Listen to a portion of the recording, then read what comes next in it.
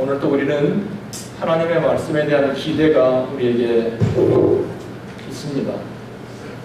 저는 성경을 볼 때마다 하나님의 말씀이 정말 꿀송이처럼 달구나 라고 하는 주님의 말씀이 너무나 참 좋아요.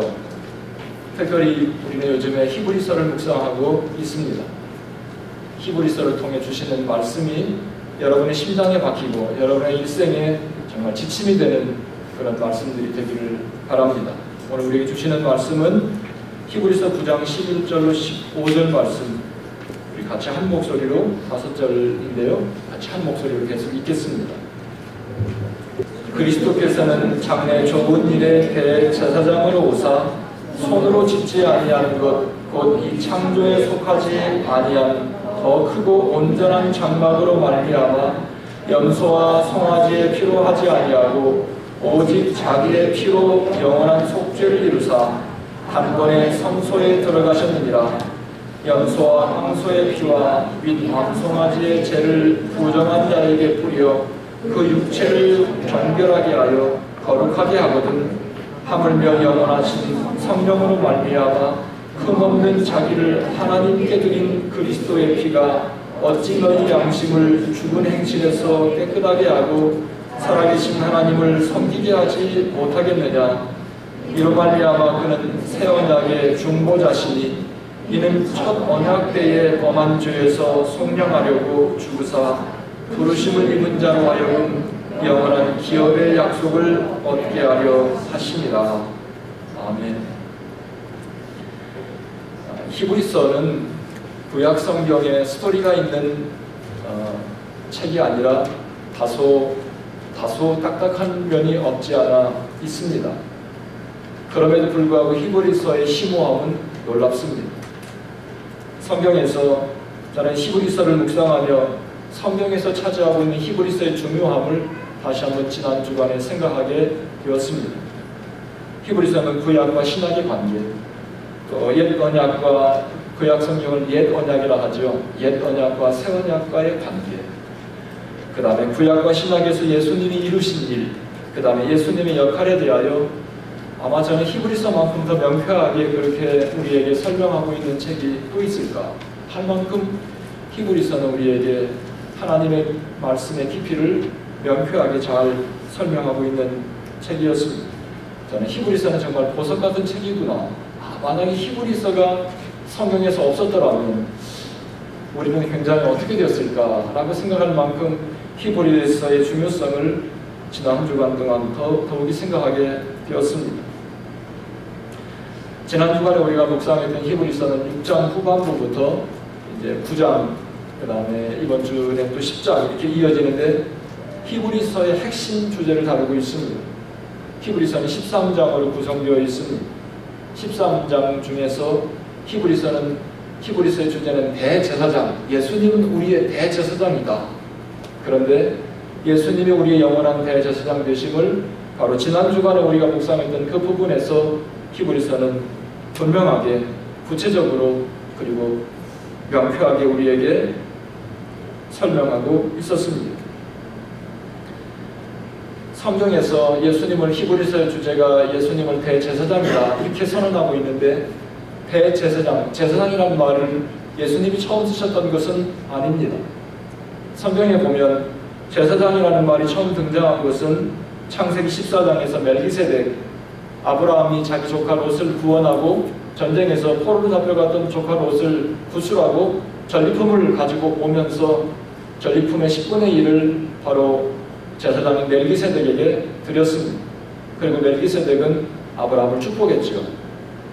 제사장이라는 말이 성경에서 창세기 14장에 처음 등장하는데 거기에서 성경은 멜기세덱을 지극히 높으신 하나님의 제사장이다 이렇게 멜기세덱을 소개하고 있습니다. 히브리서는 예수님을 영원하신 대제사장으로 소개하면서 예수님은 이스라엘의 역사 속에 수천 년 동안 지켜왔던 제사장과는 격을 달리한다.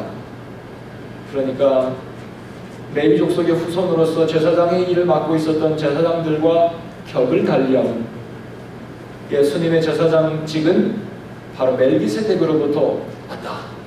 이것을 히브리서는 매우 강조하고 있었습니다.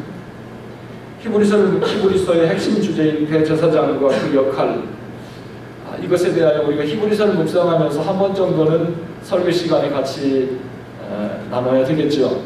저는 아마 다음 주간 한 주간 더 히브리서를 묵상하면 히브리서 묵상이 끝나게 됩니다.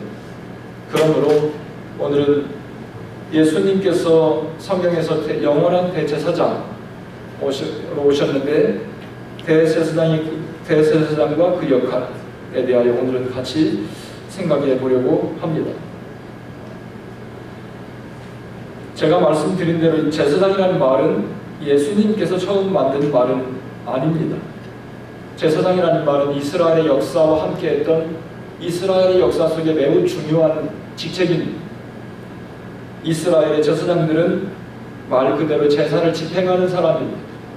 그러니까 이스라엘의 제사장들은 다른 곳에 있지 않고 그들의 시간과 그들의 모든 것을 성막이 있는 곳에서 늘 그들은 살았고 보냈습니다. 이스라엘이 아브라함이나 이삭, 야곱, 창세기에 보면 바로 이 사람들 부족 사이의 부족 족장들입니다. 하나님께서 어떻게 이스라엘에게 제사를 가르쳤는지 저는 그 역사, 이스라엘의 역사를 간단하게 여러분에게 말씀드리겠습니다. 이스라엘은 한 부족 아브라함으로부터 시작된 족속입니다. 창세기는 족장들의 세상 속에서 일어났던 많은 스토리들을 기록하고 있습니다. 아브라함이나 이삭, 야곱, 요셉 이 부족 사이를 지나서 어떻게 그 작은 부족들이 민족이 되었나? 하나님께서는 아브라함을 지나 이삭, 야곱의 12아들 족속 70명을 애굽으로 보내서 애굽에서 430년을 보내는 동안 그들은 200만이 넘는 한 족속이 되었습니다. 창세기에 보면 창세기 46장 27절에 야곱 집사람이 70명이 애굽으로 내려갔다. 그 다음에 출애굽기 12장 40절에 보면 이스라엘 자손이 애굽에 거주한 지 430년이 되었다. 그 다음에 12장 37절에 보면 보행하는 장정이 출애굽에서 나온 장정만 60만 가량이었다. 그러면 70명의 족속들이 애굽에 내려가서 부족이 내려가서 430년을 보내면서 한 민족으로 성장하게 되었습니다. 하나님께서 모세를 통해 이 민족을 애굽에서 불러내서 약속의 땅으로 들어가기 전에 시내산에서 바로 이 민족들에게 제사를 가르쳐 주셨습니다. 그것을 가르쳐서 시내산 언약이다. 언약이라는 말은 약속하는 것입니다. 서로 쌍방이 만나서 이렇게 하자 서로 약속하는 거예요. 하나님께서 부족을 민족으로 만들고 민족을 애굽에서 해방시키고 그 다음에 해방된 이스라엘 민족을 시내산으로 불러내서 시내산에서 하나님과 이스라엘 백성이 서로 언약을 하는 것입니다. 언약은 뭐냐면 이제부터는 내가 너희들의 하나님이 되고 너희들은 내 백성이 되는 것이다. My people. 나는 너희들의 하나님, 너희들은 내 백성. 그러면서 이스라엘 백성들에게 하나님께 주신 것이 10가지 계명을 주셨습니다. 이제부터는 하나님의 백성으로 이 10가지 계명을 잘 지켜라. 뿐만 아니라 시내산에서 또 그들에게 주신 것이 무엇이냐면 성막이에요. 너희들이 앞으로 살아가는 동안 이 성막을 중심으로 하나님의 백성답게 살아라. 성막에서는 뭐예요? 성막에서는 하나님께 제사하는 것이죠.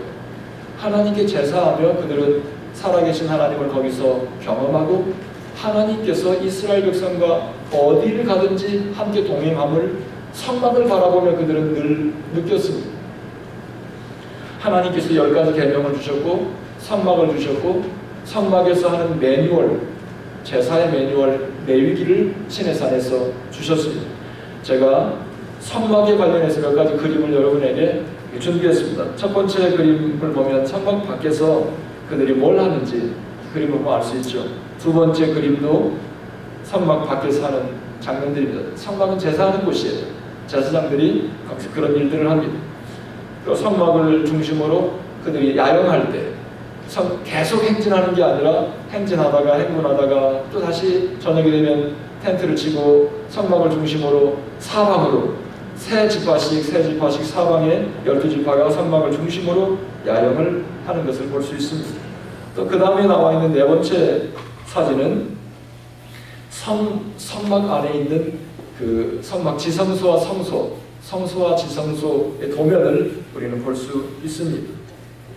다섯 번째 보면 제사장과 대제사장, 이 사람들이 어떻게 복장을 하고 그렇게 성소에서 지성소에서 일을 했는지, 성막에서 일했는지 그 복장이고, 여섯 번째는 성소 안에서 제사장들이 뭘 했는지. 성소 안에 들어가면 오른쪽에는 떡이 있어요. 떡이 있죠. 왼쪽에는 촛불이 있고, 그 다음에 정면에는 향단이 있어요. 향을 푸는. 그런 제사장들이 거기 들어가서 이제 제사를 드릴 때마다 그런 일을 하고, 그 다음에 마지막 그림은 지성소 안에 대제사장이 1년에 딱 한 번 들어갈 수 있습니다. 아무도 못 들어가요.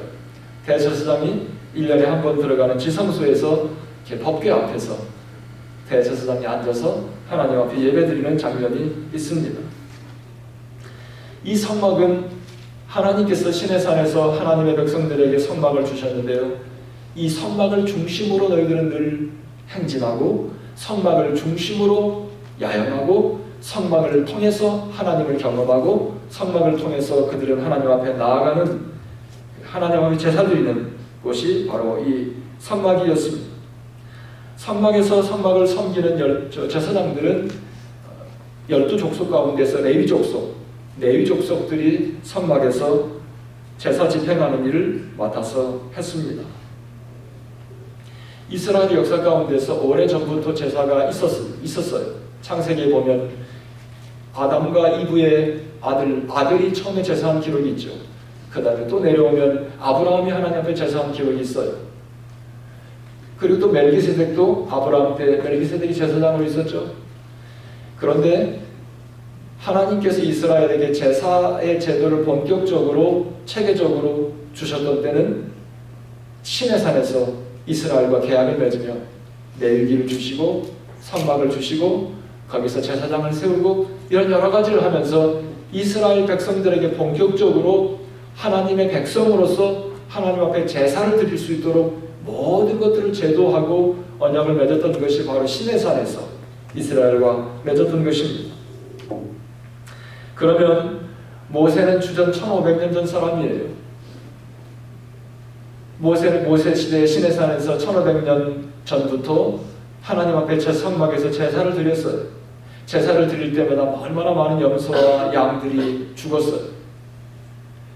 모세뿐만 아니라 아담과 이브, 아벨 때부터 제사를 드렸던 걸 보면 정말로 이스라엘에서 염소와 양, 소들이 죽어서 제물로 드려졌던 그들이 흘렸던 그 피는 아마 이스라엘 온 강마다 강물이 흐르고 온 토지를 적실 만큼 많은 짐승들이 죽었습니다. 주전 1500년 전 모세를 통해 제사를 가르쳐 주셨고, 그 다음에 이제는 예수님께서 모세 이후 1500년이 지난 예수님이 이 땅에 오셔서 십자가에서 어린 양으로 돌아가시며 이 모든 제사 제도를 개혁했다. 그 장구한 세월 동안 이스라엘 백성들이 지켜왔던 이 제사 제도를 예수님께서 십자가에 돌아가심으로 개혁했다. 새롭게. 구약에서 드렸던 제사, 창세기 4장 아벨의 제사로부터 그 제사를 이제는 예수님께서 그 제사를 새롭게 하셨는데, 요한복음 1장 29절에 보면 요한에게 베프티즘을 받으러 나오는 예수님을 바라보고 요한이 이렇게 예수님을 외칩니다.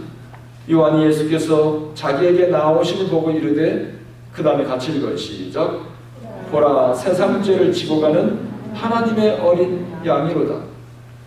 그동안 수천 수만 마리, 수백만 마리의 양과 염소가 하나님 앞에 제물로 드려졌는데, 예수님께서 요한에게 나오는 것을 보고 요한이 예수님을 바라보며 세상 죄를 지고 가는 하나님의 어린 양.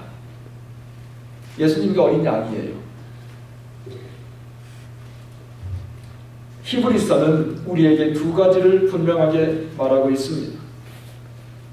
예수님께서 우리의 영원한 어린 양, 예수님께서 우리의 영원한 제물 되셨다. 두 번째는 예수님께서 우리의 영원한 제사장 되신다. 히브리서 전체 13장을 통해 우리에게 주시는 두 가지 중요한 메시지는 예수님이 바로 우리에게 영원한 어린 양이다. 두 번째는 예수님께서 우리의 영원한 제사장이다. 제가 오늘 이 시간에 이 두 가지를 여러분과 함께 나누려고 합니다. 첫 번째는 영원한 제물, 이거를 다른 말로 영원한 속죄다. 영원한 이터널 리뎀션, 9장 12절에 보면 이런 말씀이 있습니다. 염소와 송아지의 피로 하지 아니하고 오직 자기의 피로, 그 다음에 같이 읽어요. 시작. 영원한 속죄를 이루사 단번에 성소에 들어가셨느니라. 여기서 중요한 것은 영원한 속죄, 영원한 속죄. 여기서 영원하다는 말이 중요하고 그 다음에 뭐를 속했습니까? 죄를 속해준 거예요. 그러면 자, 이쯤 되면 여러분이 성경에서 뭐를 굉장히 중요하게 알고 있구나를 여러분 짐작할 수 있어요. 제사의 제도는 예수님이 처음 시작한 것이 아닙니다. 제사의 제도는 시내산에서 모세가 처음 하나님께 받은 것이 아닙니다. 제사의 제도는 창세기에서부터 아담과 이브가 그의 자녀 아벨이 하나님 앞에 제사를 드렸습니다. 그런데 제사와 관련해서 영원한 속죄, 예수님께서 이제는 염소와 송아지 피로 하지 않고 오직 예수님 자기 피로 영원한 속죄를 이뤘다. 인간이 살면서 우리에게 무엇보다도 정말 중요한 것은 죄 문제, 죄. 저는 죄를 쓴뿌리라. 성경에 보면 죄에 대해서 다른 말로 표현하면 쓴뿌리라 그랬어요. 쓴뿌리. 쓴뿌리가 우리의 마음에 나는 거예요.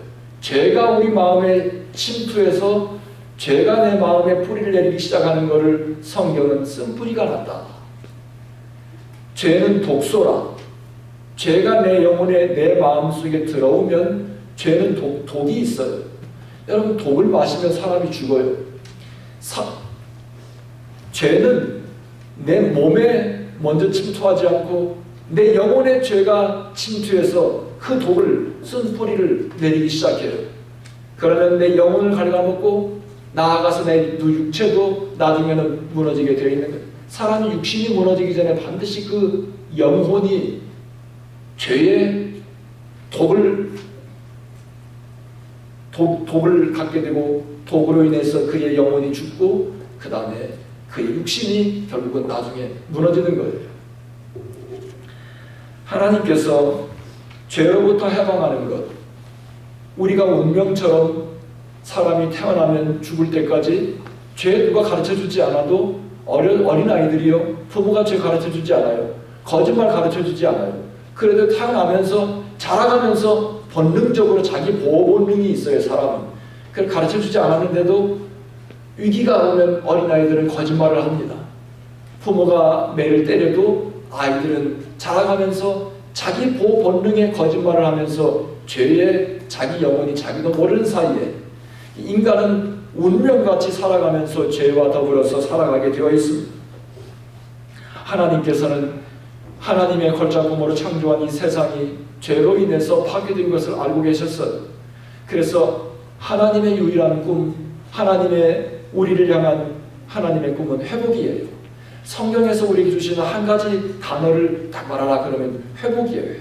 reconciliation, 회복. 하나님은 우리를 회복시키기 위해서 우리에게 죄로 물든 영혼, 죄로 쓴 뿌리가 나서 망해져 가고 있는 이 영혼을 회복시키는 것.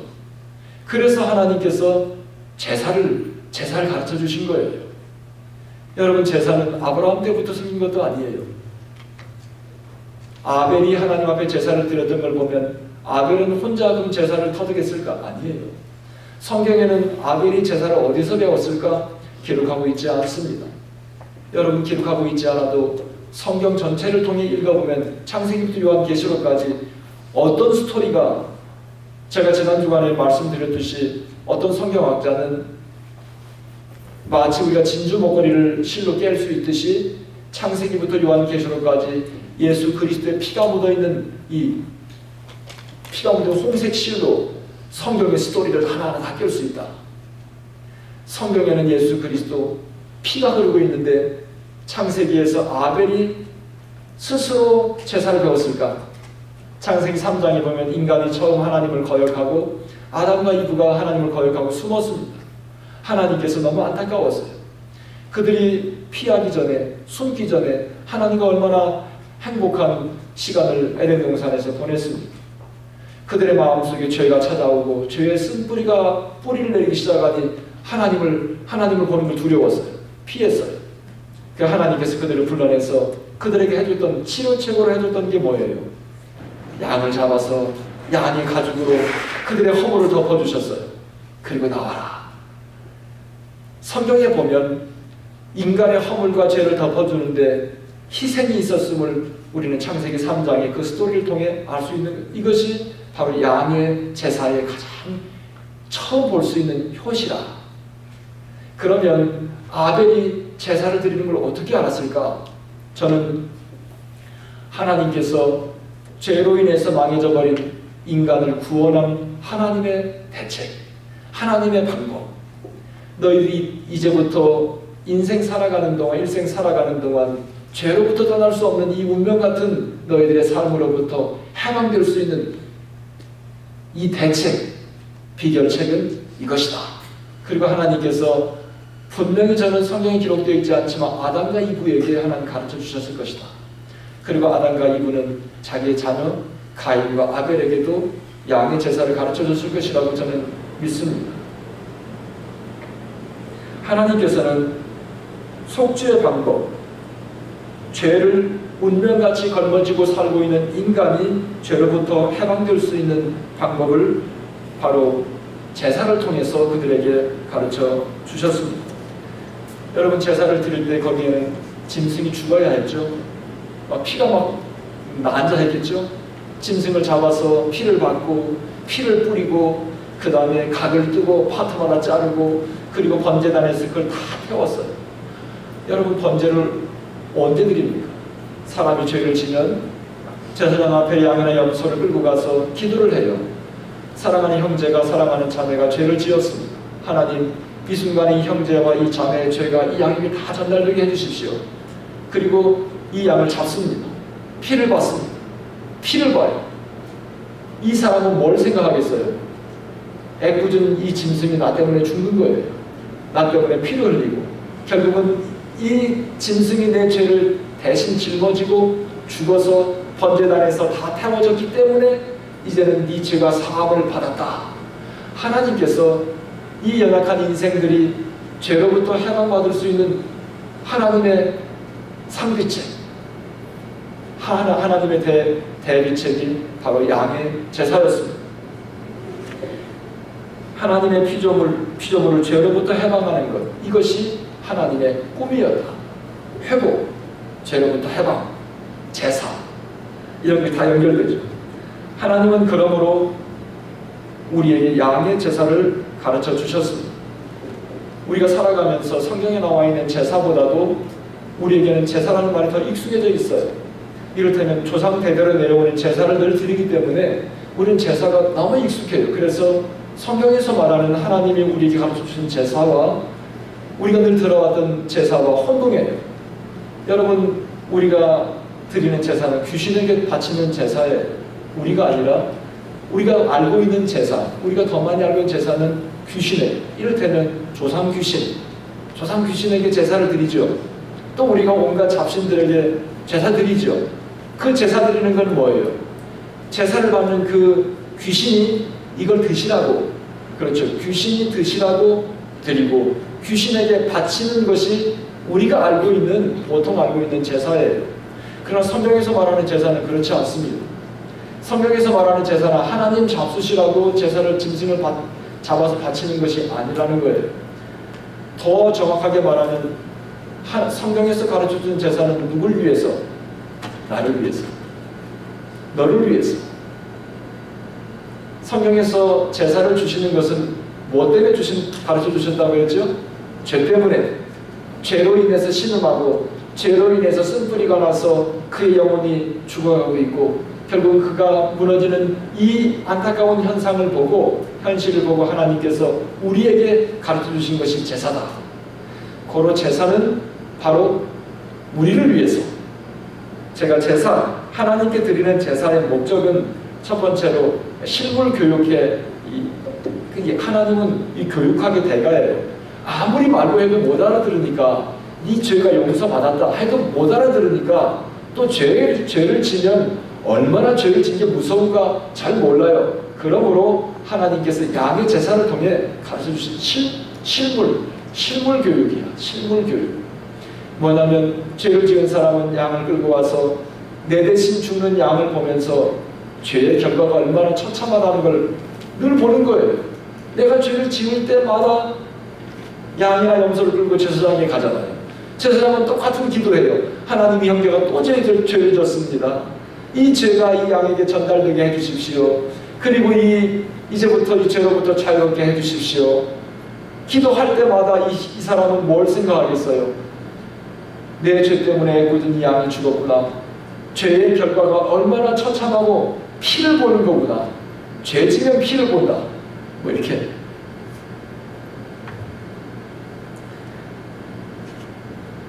그 다음에 이제 이 죄 제물을 다 번제단에 태우고 나서 다 탔어요. 마치 번제물이 내 죄를 짊어지고 번제단에서 다 타서 죽은 것을 보며 자, 이 죄가 이제 용서받았다. 그러니 이 제사를 통해서 내가 죄 용서받은 것을 느끼는 거예요. 두 번째 제사를 가르쳐 주신 목적은 하나님과 화목이에요. 하나님께서 아무리 불러도 죄를 지은 사람은 하나님 앞에 올 수 없습니다.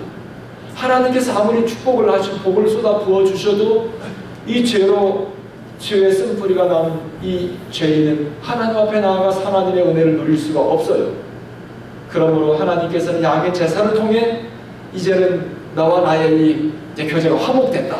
이제 죄가 이제 없어졌으니 너는 무엇이든지 나에게 구할 수 있다. 내 앞에 나올 수 있다. 하나님과 화목하는 것. 그래서 인간이 타락한 이후에 하나님께 제일 먼저 가르쳐 주신 것이 하나님께 나아가는 방법. 화목. 저는 이 모든 것들을 생각해 보면서 하나님께서 우리에게 가르쳐 주신 제사가 뭘까? 결국은 하나님의 사랑이에요. 하나님 드시라고 바치는 제사가 아니라 하나님의 사랑을 매 순간 제사를 드릴 때마다 하나님의 사랑을 느끼는 거예요. 나를 위해서 하나님과 화목하도록 그 다음에 제사를 드릴 때마다 하나님의 사랑을 느끼는 거예요. 이것이 하나님께서 우리에게 가르쳐 주신 제사. 그런 점에서 우리가 세상에 드리는 제사와 성경에 나와 있는 제사와는 근본적으로 다릅니다. 하나님 잡수시라고 드리는 것 아니라 했어요. 제사는 모세와 성막과 레위기를 통해 하나님께서 이스라엘 백성들에게 더 체계적으로 가르쳐 주셨다. 이제는 다시 돌아와서 그들은 죄 지을 때마다 하나님 앞에 나아가서 이와 같이 제사를 드리며 죄 용서 받았습니다. 죄 용서 받는 것은 죄를 도말시키는 거예요. 내 안에 내 삶 속에 하나님은 죄가 있어서 죄의 쓴뿌리가 나서 자리 잡고 있는 거가 너무 안타까워서 그 죄를 도말시키는 것. 우리가 컴퓨터 할 때 어떻게 해요? 삭제해줘. 딜리트 누르면 다 사라져버려요. 쓰레기통으로 들어가 버려요. 하나님께서는 내 삶 속에 제사를 통해서 어떠한 죄의 요소도 삭제, 도말. 성경에 나와 있는 참 좋은 단어 중에 하나가 주님께서 나의 죄를 도말시킨다. 그래서 하나님은 내 안에 어떠한 죄도 용납하지 않으세요. 기뻐하지 않으세요. 이것이 회복된 하나님의 사랑으로 하나님의 은혜를 마음껏 하나님이 쏟아 부어주시는 그 은혜를 마음껏 누리는 것, 이것이 하나님의 목적입니다. 저는 이 세상에 우리가 정말 근본적인 나의 문제가 뭘까? 건강이 약해서 나의 문제일까? 아니면 내가 돈이 없는 것이 나의 문제일까? 아니면 내가 하고 있는 일이 잘 안 되는 것이 나에게 문제일까? 여러분, 성경은 다 아니라고. 너의 가장 근본적인 문제는 죄의 문제다. 나는 그래서 성경에서 강조하는 게 뭐예요? 회개를 강조해요. 회개. 우리는 주님 앞에 나올 때마다 회개는 뭐예요? 내 죄를 도말시키는 거예요. 누구의 이름으로? 예수의 이름으로 도말시켜서 내 삶 속에 죄의 쓴뿌리를 뽑아내고, 그리고 온전한 하나님의 사람으로 회복될 때 그것만 하면 돼요. 신앙생활이 얼마나 쉬워요. 그것만 하면 하나님께서 내가 그 다음에 뭘 해야 될지를 가르쳐 주세요. 그러니까 우리가 일구월신 예배 드릴 때도, 기도할 때도 하나님, 내 안에 쓴뿌리가 있는지, 내 안에 죄의 요소가 있는지 이걸 보고 하나님 앞에 기도해야 돼요. 영적으로 내가 투명해지지 않으면, 영적으로 내가 예민해지지 않으면 죄가 내 삶 속에 깊이 들어왔는데도 모르고 살아가는 거예요. 기도할 때마다 주님, 내 영혼 깊숙이 침투하고 있는 나의 이 죄의 쓴뿌리가 무엇입니까? 찾아내서 기도하고 예수의 이름으로 도말할 때 내가 할 일은 끝난 거예요. 그러면 하나님께서 내 시간을 어디에 쏟아부어야 될지, 내가 이 순간에 내가 지금 무엇을 해야 될지, 나의 물질을 내가 어디다 써야 될지, 내가 뭘 하면 나의 남은 인생을 살아야 될지 하나님께서 가르쳐 주세요. 그러니 저는 날마다 주님 앞에 나아가서 죄를 예수님의 이름으로 도말하고 하나님의 사람으로 회복된 사람은 그의 삶이 망할 수가 없습니다. 하나님께서 그에게 하늘의 지혜와 그의 시간, 그의 인생, 그의 삶, 그의 물질, 그의 에너지, 그의 모든 것들을 어떻게 사용하고 살아야 될까 하나님께서 그에게 지혜를 주시고 가르쳐 주신다. 그러므로 굶주림도, 질병도, 헐벗음도 우리의 문제가 아니라 바로 이 인류가 고민하고 바로 저와 여러분이 고민해야 될 문제는 죄 문제다. 죄는 뭐냐면 쉽게 말하면 빗나가는 거예요. 하나님께로부터 나아가서 펠로십, 하나님과 화목하고 펠로십을 가져야 될 사람이 하나님을 등지고 자꾸 다른 길로 가는 거예요. 빗나가는 것, 이게 죄예요. 빗나간 삶을 다시 또 갖다 놓는 것, 이게 회개예요.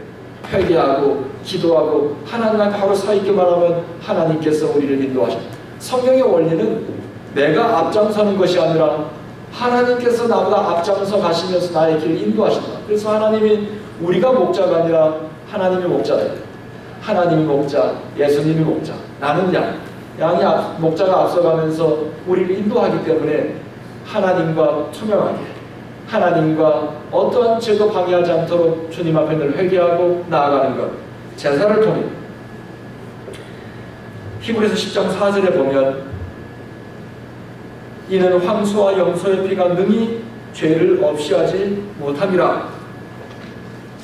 예수님께서 우리의 영원한 속주 제물이 되심을 이미 예수님 오시기 전에 아벨의 제사로부터 수도 없이 많은, 정말 이스라엘 온 국토를 양과 염소의 피로 적실 만큼 밀리언스 양의 제사 피로 흘렸지만 그 염소와 송아지의 피는 능히 너희 죄를 없이 하지 못한다. 그러므로 예수님의 존재가 얼마나 소중한가. 그 다음에 히브리서 10장 11절, 12절, 14절 보면 제사장마다 매일 서서 섬기며 자주 같은 제사를 드리되 이 제사는 언제나 뭐라고요? 죄를 없이 하지 못한다. 그러니까 구약에서 가르쳐줬던 많은 양과 염소의 제사는 우리의 죄를 없이 하지 못한다. 그 다음 12절 같이 읽어요. 시작. 오직 그리스도는 죄를 위하여 한 영원한 제사를 드리시고 하나님 우편에 앉았다. 우리의 죄를 위해서 한 번에 once for all, 한 번에 영원한 제사. 이 영원이라는 말은 지금부터 영원이 아니라 과거 시간이 시작될 때부터 인간이 하나님과 화목한 펠로십 릴레이션십이 깨졌을 때부터 앞으로 주님 오시는 그날까지, 그게 영원이에요. 과거에 이스라엘이 수많은 짐승의 제사를 드렸지만 그들은 온전한 속죄를 그들의 영혼이 받지 못했어요. 그들은 중간에 머물고 있었지만 예수님께서 오심으로 단번에 영원한 속죄, 그리스도는 죄를 위하여 한 영원한 제사, 그 다음에 14절, 그가 거룩하게 된 자들을, 그 다음에 시작, 한 번의 제사로 영원히 온전하게 했다. 예수님의 한 번의 제사로 영원한 제사, 온전케 하셨다. 그러므로 예수님의 삶, 예수님의 말씀, 예수님의 제사는 얼마나 놀라운 개혁적인 거예요.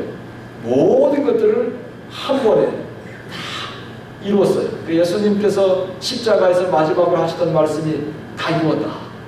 다 이루었다. 히브리서 9장 26절에 보면 그리하면 그가 세상을 창조한 때부터 자주 고난을 받았어야 할 것이거든 이제 같이 읽어요. 시작. 자기를 단번에 제물로 드려 죄를 없이 하시려고 세상 끝에 나타나셨느니라. 그러므로 예수님은 역사의 중심이라는 거예요.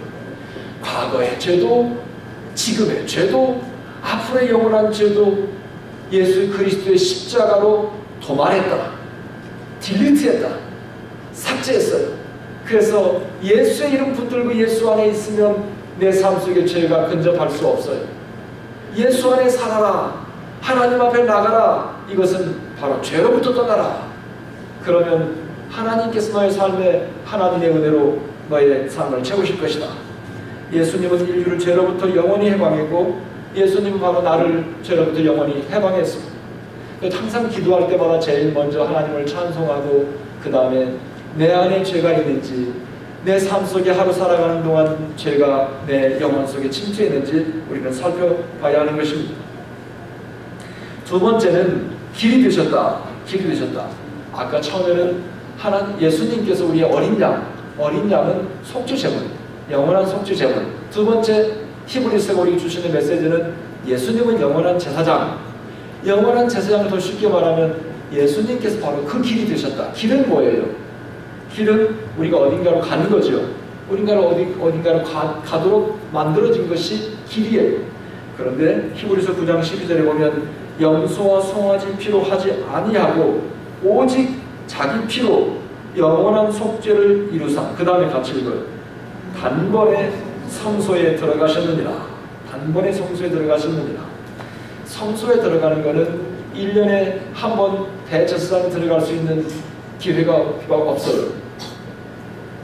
다른 제사장 들어갈 수 없어요. 물론 다른 사람들도 들어갈 수 없어요. 오직 1년에 한 번 하나님의 방에 들어갈 수 있는 사람은 대제사장. 그런데 예수님께서 단번에 성소에 들어가셨다. 들어가시면서 예수님이 우리도 들어갈 수 있는 길, 바로 그 길, 더 웨이, 그 길을 만들어 놓으셨다. 히브리서 10장 19절 20절. 그러므로 형제들아 우리가 예수의 피를 힘입어. 그 다음에 같이 읽어요. 시작. 성소에 들어갈 담력을 얻었다. 예수의 피를 힘입어. 예수의 피를 통해 하나님의 방에 들어갈 수 있는 담력, 확신을 얻었다. 20절. 그 길은 우리를 위하여 휘장 가운데로 열어놓으신, 그 휘장이 커튼으로 막 닫혀 있었어요. 휘장 가운데로 열어놓으신 새로운 살 길이다. 우리가 살 길. 그 휘장은 곧 예수님의 육체라. 예수님 십자가에서 그 육체를 찢어서 예수님의 그 휘장, 하나님과 인간이 세속세상, 죄악된 세상과 가로막고 있는 이 휘장은 곧 예수님의 육체인데 예수님 십자가에 돌아가심으로 인해서 길을 만들었다. 예수님께서 하나님께 나가는 길. 히브리서 9장 8절 9절에 보면 성령이 이로써 보이신 것은 첫 장막이 서 있을 동안에는, 같이 읽어요. 시작. 성소에 들어가는 길이 아직 나타나지 아니한 것이라. 처음에 있었던 장막, 태버네클은 하나님께 나아가는 길이 아직 없었어요. 그런데 이 장막은 현재까지 뭐라? 비유라. 이에 따라 드리는 예물과 제사는 섬기는 자를 그 양심상 온전하게 할 수 없다. 그러니까 비유는 뭐예요? 비유는 스토리가 있으면 그 이야기 자체에 의미가 있는 것이 아니라 이야기 자체가 가지고 있는 메시지가 있어요. 그러니까 성막은 하나님께서 비유다. 히브리서 9장에 보면 이 땅에 이스라엘 백성들에게 주셨던 성막은 카피라. 카피. 오리지널이 있으면 그걸 카피한 거예요. 그러니까 하늘에도 성막이 있는 거예요. 하나님께 예배하는 하나님의 성막이 있다. 거기에서 하나님의 방에 들어갈 수 있는 길을 만드신 분이 예수님이다. 그래서 이제 우리에게 하나님 앞에 나아갈 수 있는 길을 만들어 놓으신 분이 바로 예수님이 우리의 길이 되신다. 요한복음에 보면 요한복음 10장 6절에 예수님이 바로 내가 뭐라? 내가 바로 그 길이다. I am the way. 내가 바로 그 길이다. 하나님께 나가는 그 길. 아무도 하나님과 우리 사이에 가로막을 자가 없어. 예수님이 바로 그 길이 되셨기 때문에. 자, 그러면 이제 우리의 문제는 뭐예요? 제가 마지막으로 우리의 문제를 살펴보고 여러분과 함께 이제 오늘 말씀을 마치려고 합니다. 우리의 문제는 예수님께서 하나님께 나가는 길을 만들어 놓으셨음에도 불구하고 우리는 뭐예요? 가지 않는 거예요. 여러분 굉장히 어려운 게 나올 줄 알았죠? 가지 않는 거예요. 그 길이 막혀 있는 거예요. 하나님께 막혀 있는 것. 하나님께 나가는 길이 막혀서 열리지 않는 것. 히브리서는 이렇게 우리에게 권면을 합니다. 19절에 형제들아 우리가 예수의 피를 힘입어 성소에 들어갈 담력을 얻었나니 22절 그 다음 같이 읽어 시작. 참 마음과 온전한 믿음으로 누구에게 나아가자? 하나님께 나가자. 여러분 하나님께 나가는 게 뭐예요? 하나님께 나가는 게 주일날 교회와 이렇게 앉아 있는 거예요. 하나님께 나가는 게 뭐예요? 매일 삶 속에서 내 삶 속에 하나님을 바라보면서 막힌 곳이 없어야 돼요. 여러분 나도 모르게 마귀가 우리에게 죄는 내가 짓는 게 아니에요. 사실 내가 짓는 거예요. 근데 죄는 내 안에서 생겨나는 게 아니에요. 하나님은 우리를 죄 짓고 살도록 만들지 않았어요. 죄는 어디서 와요? 누가 내 마음속에 뿌려놔요? 마귀가 내 생각 속에 내 마음 속에 하루에도 막 수백 번, 수천 번, 수만 번 들락거려요. 마귀가 들락거리면서 온갖 이상한 생각들을 살짝 뿌려놓고 가요. 마귀는 뿌리기만 한다. 그 다음에 그 뿌린 이 죄악의 쓴뿌리 씨앗을 누가 키워요? 내가 키워. 결국 내가 죄를 짓는데 결국은 이 죄는 나로부터 생긴 게 아니다. 마귀가 내 생각 속에 들락거리면서 뿌리는 거예요. 이상한 생각을 뿌려놓고 나면 가만히 돌아서 그새 생각하고 있어요. 그럼 자꾸 이제 상상을 해요. 마귀가 내 생각 속에 들락거리지 못하도록 문을 닫아놔야 돼요. 문을 닫아야 돼요. 항상 살펴봐야 돼요. 내 생각 속에 어떤 생각이 왔다 갔다 하고 있는지. 나쁜 마음을 하나님의 성령께서 하나님은 우리 생각 속에 나쁜 마음 주시지 않습니다. 형제에 대해서 이상한 마음을 품지 않습니다. 교회에 와서 교회 공동체를 바라보면서 내 마음속에 선한 마음을 자꾸 갖도록 하지 마귀는 이상하게 시험에 드는 생각을 뿌려놔요. 그럴 수 있어? 이런 생각을 뿌려놓으면서 뿌리기만 하고 가버려요. 남편을 향해서도 아내를 향해서도 아니 그럴 수가 있어. 어떻게 그런 말을 할 수 있어? 어떻게 그런 말을 할 수 있어? 이런 말을 마귀가 자꾸 내 마음속에 살짝 뿌려놓고 가면 그 다음에 이제 뿌리는 건 누가 해요? 내가 하는 거예요. 여러분 이런 걸로 돌아서야 돼요. 돌아서는 것. 하나님 앞에 나아갈 때 언제든지 내 안에 죄의 요소가 없도록 성경에 보면 신명기 30장 11절에 보면 이런 말씀이 있어요. 내가 오늘날 내게 명한 이 명령은 같이 읽어요. 시작. 내게 어려운 것도 아니요 먼 것도 아니라. 여러분 하나님의 은총을 누리고 사는 것이 먼 것도 아니고 어려운 것도 아니라는 거예요. 어떻게 하면 돼요? 아까 제가 뭐라고 해서 어떻게 하면 돼요? 고개만 돌리면 돼요. 고개만 돌리면. 제가 지난주에 그랬죠. 여러분 돼지 우리간에서 쥐어나무로 처참하게 살고 있던 탕자가 하루아침에 아버지의 아들의 모든 걸 누리는 걸 어떻게 했어요? 가서 막 사정했어요? 어떻게 했어요?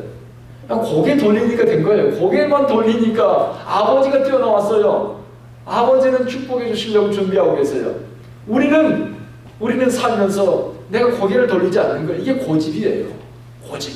내 마음속에 있는 이상한 셀프, 이게 나를 지키려고 하는, 이게 내가 무너질 때 참 희한해요. 내가 무너질 때 그다음 내가 올라가는 것. 시소를 타보면 알죠. 내가 내려가야 상대방이 올라가고 상대방이 내려가야 내가 올라가죠. 내가 내려가야 돼. 내가 무너질 때, 자아가 무너질 때 비로소 하나님의 은혜를 내가 누릴 수 있는 거예요. 먼 것도 아니고 어려운 것도 아니다. 요한복음 16장 9절에 보면 죄에 대하여라 함은 그들이 나를 어떻게 하는 것? 믿지 않는 것. 내 마음속에 하나님을 신뢰하지 못하는 마음이 자꾸 생기는 것. 이게 문제예요. 민수기 21장에 보면 이런 말씀이 있습니다. 민수기 21장은 이스라엘 백성들이 이제 애국을 떠나서 가나안으로 들어가면서 광야에 40년을 보냈는데요. 하도 불평을 하니까 하나님께서 어느 날 불뱀을 보냈어요. 불뱀을 보내서 불뱀에 물려 독이 올라서 다 그냥 독에 퍼져 죽어가고 있었어요. 여기저기 쓰러지고 있었어요. 모세가 하나님 앞에 기도하기를 하나님 이 백성들을 하나님 백성 만들어서 시내산에서 약속했지 않습니까? 이 광야에서 우리 뱀에 물려 죽게 하면 이 창피는 하나님 창피해요. 그러니까 하나님께서 모세의 기도를 들으시고 내린 처방이 그러면 이렇게 해봐라. 저 높은 잠대를 만들고 거기에 브론즈 스낵, 쇠로 된 스낵을 만들어서 달아놓고 이걸 바라보는 사람은 살리라. 여러분 성경이 민수기 21장에 보면 모든 사람이 쳐다봤겠어요? 그 중에 안 쳐다본 사람들은 마음에 안 봐도 훤히 알아요. 마음에 이를 갈면서 하나님에 대해서 앵그리하면서 화를 내면서 지금 내가 뱀에 물려서 이렇게 망하고 죽고 있는데 이 뱀을 쳐다보라고 합니까? 하나님 내린 처방이 이게 무슨 이 어처구니 없는 처방을 바라고. 민수기 21장에 보면은 쳐다보지 않고 죽은 사람이 있었어요. 그런데 21장 9절에 보면 모세가 노뱀을 만들어 장대에 다니 뱀에 물린 자마다 그 다음에 갇힌 거예요. 노뱀을 쳐다본 즉 살더라. 다른 버전에 보면 노뱀을 쳐다본 즉 다 살더라. 노뱀 쳐다본 사람 다 살았어요. 믿음이라고 하는 게 참 단순한 거예요. 여러분 고개 돌리는 게 내 마음을 돌리는 거 돌리게만 하면 끝나요. 내가 믿음으로 나아가 하나님의 은혜와 축복을 누리는 게요. 여러분 신앙생활하면서 내가 율법의 말씀을 다 지킴으로 내가 하나님의 복을 누린다고 천만의 말씀이에요. 여러분 율법의 말씀을 내가 다 지킴으로 내가 하나님의 복을 누린다고요? 바리새인데요. 나중에 피곤해서 신앙생활 못해요. 머리 아파. 하나님께서는 그렇게 하지 않았어요. 돌아서기만 해라. 나에게로 돌아서기만 해라. 그러면 내가 인도해주고 내가 채워주고 너의 영혼을 충만하게 만들어주리라. 그러니까 우리는 날마다 이것만 하면 돼요. 돌아서기만 하면 돼요. 돌아서는 것 탕자처럼 돌아서고 주님을 바라보기만 하면 오늘도 주님께서는 우리를 부르십니다. 로마서에 보면 누구든지 주의 이름을 부르는 자는 구원을 얻을 것이다.